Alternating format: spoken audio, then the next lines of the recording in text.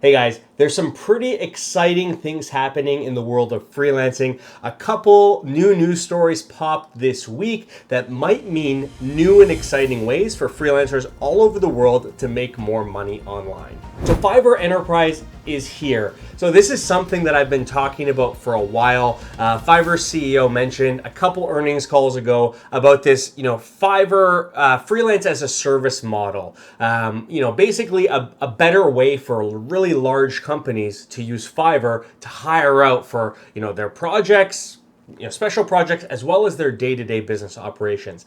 It just got announced this week. It's called Fiverr Enterprise, and things sound pretty great. So Fiverr Enterprise comes from an acquisition Fiverr made of a company called Stoke Talent.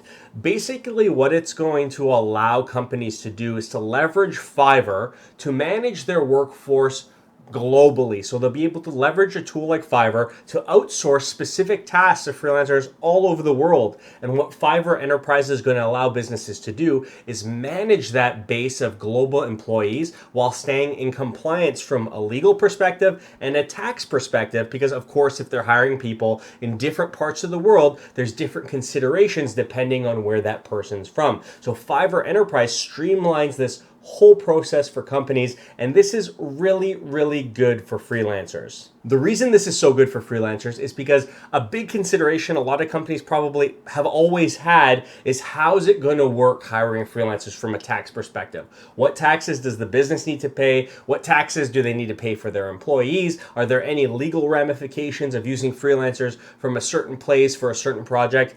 All that stuff is typically things that a company has to worry about, and for some companies might have been a reason to just not hire freelancers at all. But now with Fiverr Enterprise, with Fiverr taking care of all that, it lowers the barrier to entry, meaning that it's going to be easier for big companies with a lot of money, a lot of budget, to hire more freelancers. So this is great for us. There's been a rise in buzz online about crypto or Web3 based freelancing sites. So I don't know how legitimate these are, but I've been noticing on Twitter and even just when I type freelance website into Google, a lot of different sites are popping up that are crypto, blockchain or Web3 based. Now I'm not going to mention any of them in this video because I don't really know how legitimate they are yet, but they seem to follow the model where in order to work, get paid, or purchase stuff on the site, you have to buy their proprietary crypto coin.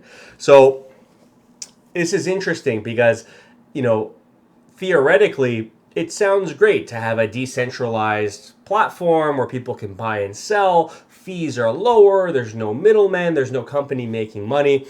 But the whole nature of needing to purchase a crypto coin kind of gives me the feeling that there's a little bit more volatility in freelancing in that way, because how much you're making is now dependent not only on you completing the project and getting paid, but the price of that pretty new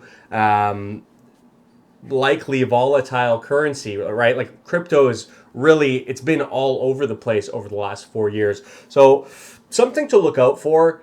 Do I think that these types of blockchain or Web3 freelancing platforms are a terrible idea? No, I don't at all. But I just don't know how it's going to play out with the whole initial coin offering aspect and whether enough people will flock to them from a buyer and seller perspective to make them viable.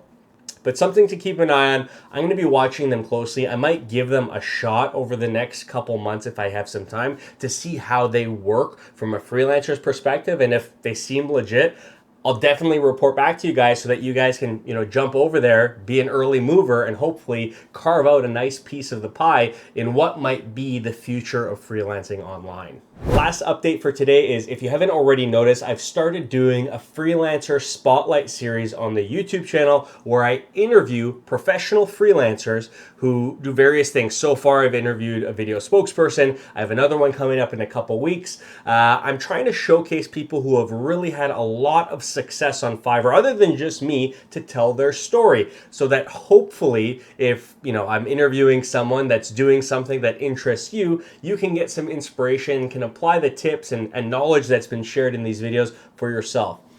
So check it out.